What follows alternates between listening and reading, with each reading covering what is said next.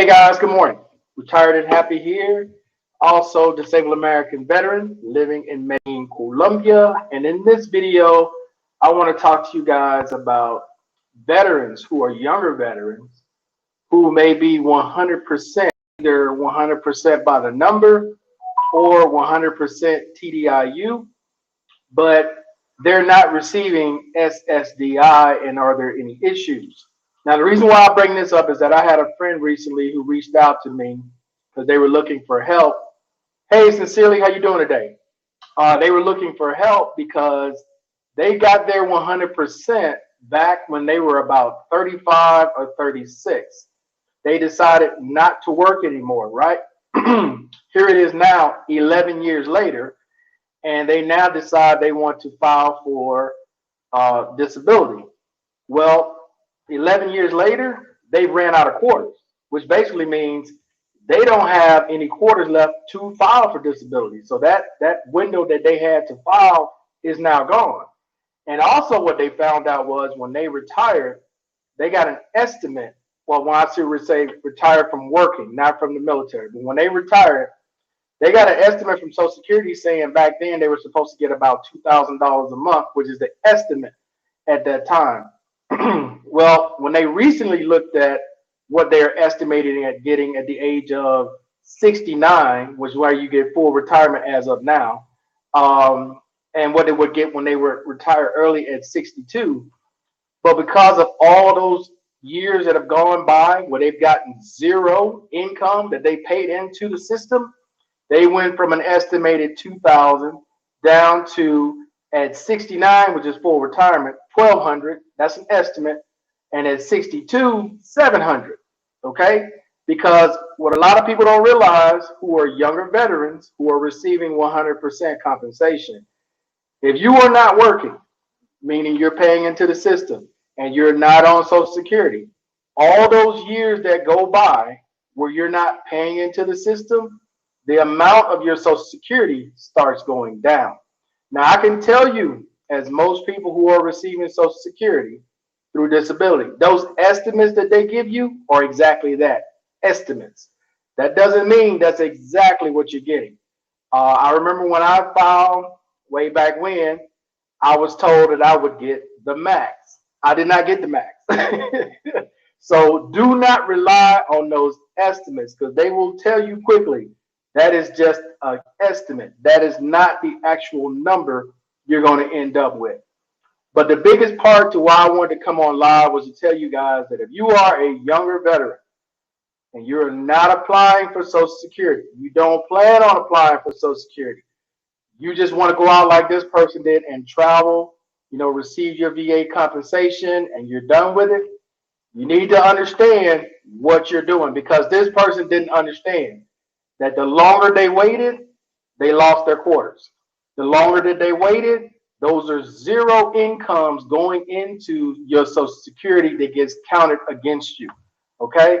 So I don't think a lot of people are aware of that when you stop working and you're not paying into the system, those are zeros that are counted in the final number when it comes to retirement.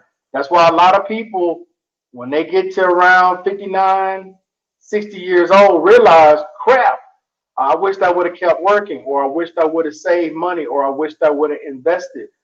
This is a big problem for a lot of people who find themselves in that weird space where they're 100% on the compensation side, but on the on the Social Security side, they decided not to do anything, or they couldn't get approved for Social Security. Now, if you find yourself in a situation where you can't get approved for Social Security, right? And let's just say so much time has passed where you've lost the ability to even apply for Social Security, I personally, would say you may want to find some kind of part-time job or something to keep paying into the system. Instead of letting these years go by, nothing's being paid into Social Security, and your final Social Security number just keeps dipping down lower and lower. But if that is not a concern of yours, you're not worried about what you're getting paid with Social Security, cool.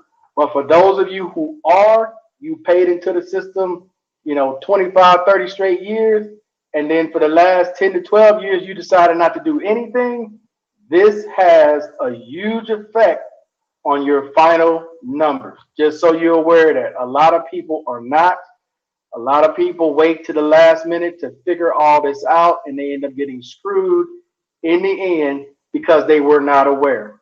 So I just wanted to come on this morning to talk about this with you guys and let you all know that if you are not working, you just decided to live on your VA compensation, because living overseas on just 100% is more than enough. You know, that's like, what is it, like a little over $36,000 a year that you would get. And in a lot of these countries outside of the US, not saying first world countries, but a lot of these developing countries outside the US, that is more than enough to live off of.